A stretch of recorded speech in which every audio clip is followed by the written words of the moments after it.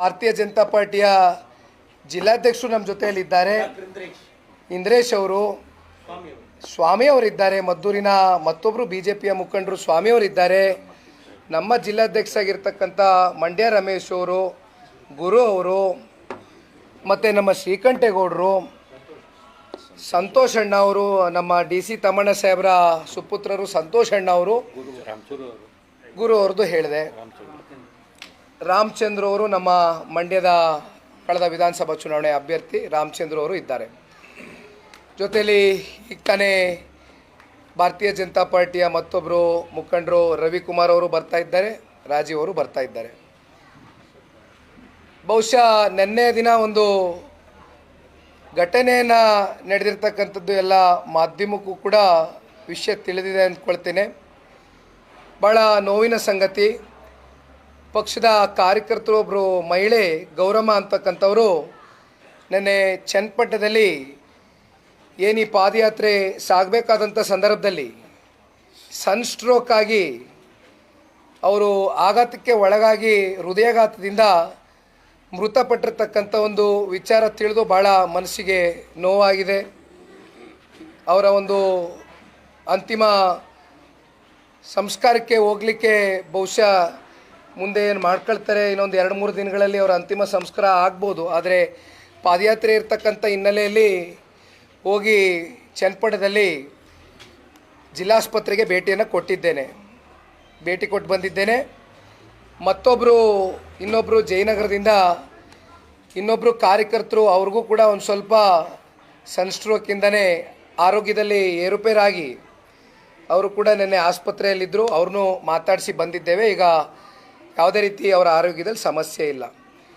ಬಹುಶಃ ಎರಡು ಪಕ್ಷದ ಕಾರ್ಯಕರ್ತರುಗಳು ಮಾಧ್ಯಮದಲ್ಲಿ ತಾವೆಲ್ಲರೂ ಗಮನಿಸ್ದಂಗೆ ಕೆಂಗೇರಿಯಿಂದ ಏನು ಪ್ರಾರಂಭ ಆಯಿತು, ಬಿಡದಿಗೆ ಬಂದು ತದನಂತರ ಕೆಂಗಲ್ಲಿಗೆ ಬಂದು ನಿನ್ನೆ ದಿನ ನಿಡಘಟ್ಟಕ್ಕೆ ಬಂದಿದ್ದೇವೆ.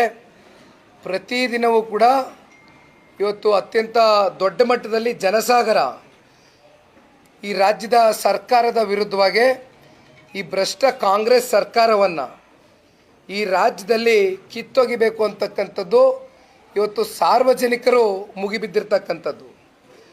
ಒಂದು ಕಡೆ ಪಾದಯಾತ್ರೆ ಆಗ್ತಾ ಇರ್ತಕ್ಕಂಥದ್ದು, ಇನ್ನೂ ಒಂದು ಕಡೆ ಏನು ಇವತ್ತು ಯಾದಗಿರಿನಲ್ಲಿ ಒಬ್ಬರು PSI ಒಬ್ಬ ಬಡ ಕುಟುಂಬಕ್ಕೆ ಸೇರಿರ್ತಕ್ಕಂಥ ಒಬ್ಬ ಯುವಕ 40 ಲಕ್ಷ ಇವತ್ತು ಟ್ರಾನ್ಸ್ಫರ್ನ ಒಂದು ವರ್ಗಾವಣೆಗೆ ಅಲ್ಲಿರ್ತಕ್ಕಂಥ ಶಾಸಕರು ಹಾಗೂ ಅವರ ಮಗ ಅವರ ಮನಸ್ಸಿನ ಮೇಲೆ ಯಾವ ರೀತಿ ಒಂದು ಒತ್ತಡ ಆಗಿ ಅವರು ಸಾವಿನಪ್ಪಿರ್ತಕ್ಕಂಥದ್ದನ್ನು ಮಾಧ್ಯಮದಲ್ಲಿ ಕಳೆದ 2 ದಿನದಿಂದನೂ ನೋಡ್ತಾ ಇದ್ದೇವೆ.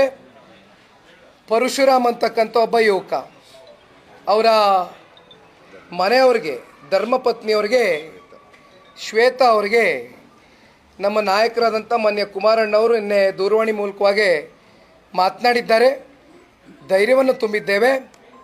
ಈ ಪಾದಯಾತ್ರೆ ಕಳೆದ ಬಳಿಕ ಮಾರನೇ ದಿನವೇ ಆ ಕುಟುಂಬದ ಜೊತೆಯಲ್ಲಿ ಹೋಗಿ ನಿಂತು ಒಂದು ನ್ಯಾಯವನ್ನು ಒದಗಿಸ್ಕೊಡ್ತಕ್ಕಂಥ ಒಂದು ಪ್ರಾಮಾಣಿಕ ಕೆಲಸವನ್ನು ಜನತಾದಳ ಪಕ್ಷದ ಮುಖಂಡರುಗಳು ನಾವು ಮಾಡ್ತೇವೆ ಅಂತಕ್ಕಂಥ ಒಂದು ಭರವಸೆಯನ್ನು ಶ್ವೇತಮ್ಮ ಅವರಿಗೆ ನಾವೆಲ್ಲರೂ ನೀಡಿದ್ದೇವೆ. ಇವೆಲ್ಲವನ್ನು ಗಮನಿಸಿದಾಗ ಈ ರಾಜ್ಯದ ಮುಖ್ಯಮಂತ್ರಿಗಳು ಅಹಿಂದ ವರ್ಗ ಹಾಗೂ ಹಿಂದುಳಿದ ವರ್ಗಗಳ ಹೆಸರಿನಲ್ಲಿ ಇವತ್ತು ಅವರ ಒಂದು ಸಹಕಾರದಿಂದ ಈ ರಾಜ್ಯದಲ್ಲಿ ಏನು 136 ಸ್ಥಾನವನ್ನು ಇವತ್ತು ಶಾಸಕ ಮಿತ್ರರನ್ನ ಗೆಲ್ಲಿಸಿದ್ದಾರೆ. ಇಂಥ ಒಂದು ಪರಿಶಿಷ್ಟ ಜಾತಿ, ಇಂಥ ಒಂದು ಪರಿಶಿಷ್ಟ ಪಂಗಡಕ್ಕೆ ಈ ರೀತಿಯಾದಂಥ ಕಾಂಗ್ರೆಸ್ನ ನಡೆಗಳು ನಿಜಕ್ಕೂ ಕೂಡ ಇವತ್ತು ರಾಜ್ಯದ ಜನತೆ ಚೀಮಾರಿ ಆಗ್ತಾ ಇದ್ದಾರೆ.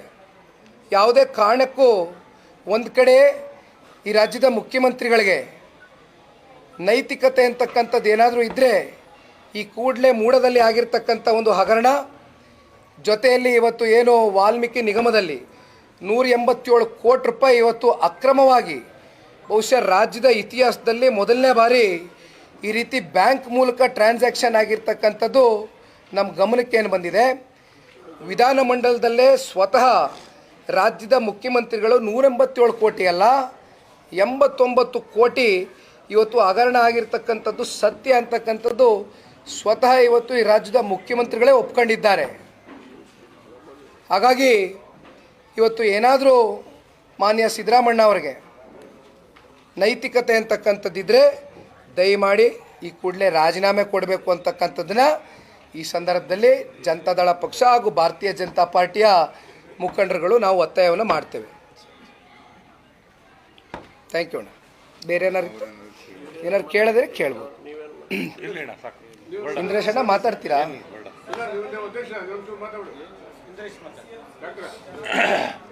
ಏನಣ್ಣ?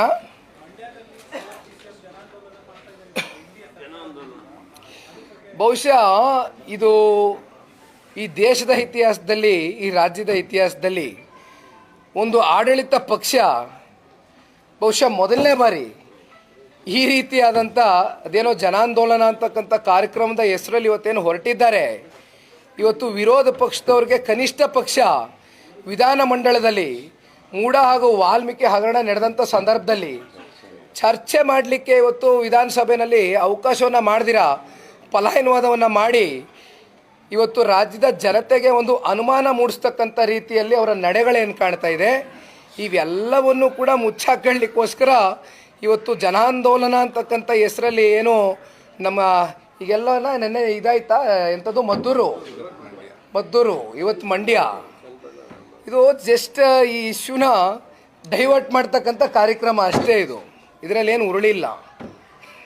ಓಕೆ, ಏನಣ್ಣ ಬೇರೆ ಏನಾರು ಇತ್ತಣ್ಣ?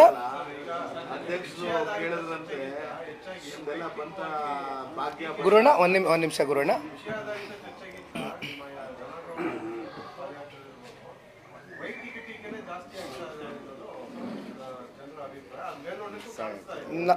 ನಾನು ಒಂದು ಮಾತಣ್ಣ, ಬಹುಶಃ ಈ ಪಾದಯಾತ್ರೆ ಯಾವಾಗ ಪ್ರಾರಂಭ ಆಗುತ್ತೆ ಅಂತ ತಿಳಿದು ಬಂತು. ಪಾದಯಾತ್ರೆ ಪ್ರಾರಂಭ ಆದ ನಂತರ ಇವತ್ತು ಕಾಂಗ್ರೆಸ್ನ ವಿರುದ್ಧವಾಗಿ ಒಂದು ಜನಸ್ತೋಮ ಇವತ್ತು ಎರಡು ಪಕ್ಷದ ಜೊತೆಯಲ್ಲಿ ನಿಂತಿದೆ. ಇವೆಲ್ಲವನ್ನು ನೋಡಿ ಸಹಿಸಕ್ಕಾಗದಿರ ಇವತ್ತು ಕಾಂಗ್ರೆಸ್ಸು ಒಂದು ರೀತಿ ಭಾಳ ಹತಾಶ ಮನೋಭಾವದಿಂದ ಈ ರೀತಿ ವ್ಯಕ್ತಿಗತವಾದಂಥ ಟೀಕೆಗಳು ನಾನು ಹೇಳಿದ್ದೀನಣ್ಣ. ಏಕೆಂದರೆ ರಾಜ್ಯದ ಉಪಮುಖ್ಯಮಂತ್ರಿಗಳು ಹಿರಿಯಕರಿದ್ದಾರೆ, ಅನುಭವಸ್ಥರಿದ್ದಾರೆ, ನಾನು ಭಾಳ ಕಿರಿಯ ಅವ್ರಿಗಿಂತ. ಆದರೆ ಒಂದು ಮಾತನಾಡಬೇಕಾದ್ರೆ ತಾವು ಹೇಳ್ದಂಗೆ ರಾಜಕೀಯವಾಗಿ ಒಬ್ಬರನ್ನೊಬ್ಬರು ವಿರೋಧಿಸ್ತಕ್ಕಂಥದ್ದು, ವಿಷಯಾಧಾರಿತವಾದಂಥ ಚರ್ಚೆಗಳು ಮಾಡ್ತಕ್ಕಂಥದ್ದು ಆರೋಗ್ಯಕರ. ಆದರೆ ಈ ರೀತಿ ವ್ಯಕ್ತಿಗತವಾಗಿ ಏಕವಚನದಲ್ಲಿ ಭಾಳ ಕೀಳುಮಟ್ಟದಲ್ಲಿ ಮಾತನಾಡ್ತಕ್ಕಂಥದ್ದು ಯಾರಿಗೂ ಕೂಡ ಶೋಭೆ ತರ್ತಕ್ಕಂಥ ವಿಚಾರ ಅಲ್ಲ. ಬೇರೆ ಅಣ್ಣ?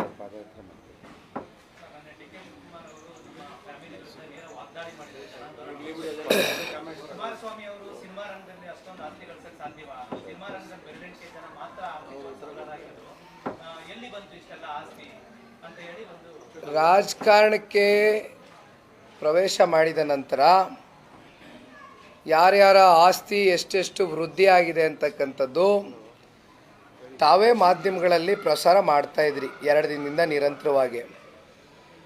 ಮಾನ್ಯ ಕುಮಾರಣ್ಣ ಅವರು ಮೈಸೂರಿನಲ್ಲಿ ಸಿನಿಮಾ ಹಂಚಿಕೆದಾರರಾಗಿ ನಾನು ಹುಟ್ಟಲಿಕ್ಕಿಂತ ಮುಂಚೆ, ನಾನು 88ನೇ ಇಸ್ವಿನಲ್ಲಿ ಹುಟ್ಟಿದ್ದು, ಅದಕ್ಕಿಂತ ಮುಂಚಿತವಾಗಿ ಸಿನಿಮಾ ಹಂಚಿಕೆದಾರರಾಗಿ ಅವರ ವೃತ್ತಿ ಜೀವನವನ್ನು ಪ್ರಾರಂಭ ಮಾಡಿದರು. ಆಮೇಲೆ ಭಾಳ ಯಶಸ್ಸು ಕಂಡಂಥ ಒಬ್ಬ ಹಂಚಿಕೆದಾರರಾಗಿದ್ದರು ಮಾನ್ಯ ಕುಮಾರಣ್ಣವರು. ಹಾಗಾಗಿ ಇವತ್ತು ಏನೋ ಆಸ್ತಿ ಬಗ್ಗೆ ಚರ್ಚೆ ಮಾಡ್ತಾ ಇದ್ದಾರೆ, ಇನ್ನೊಂದು ಚರ್ಚೆ ಮಾಡ್ತಾ ಇದ್ದಾರೆ. ಇವೆಲ್ಲವೂ ಕೂಡ ಇವತ್ತು ರಾಜ್ಯದ ಜನತೆಗೆ ಸಂಪೂರ್ಣವಾಗಿ ಗೊತ್ತಿರ್ತಕ್ಕಂಥ ವಿಚಾರ.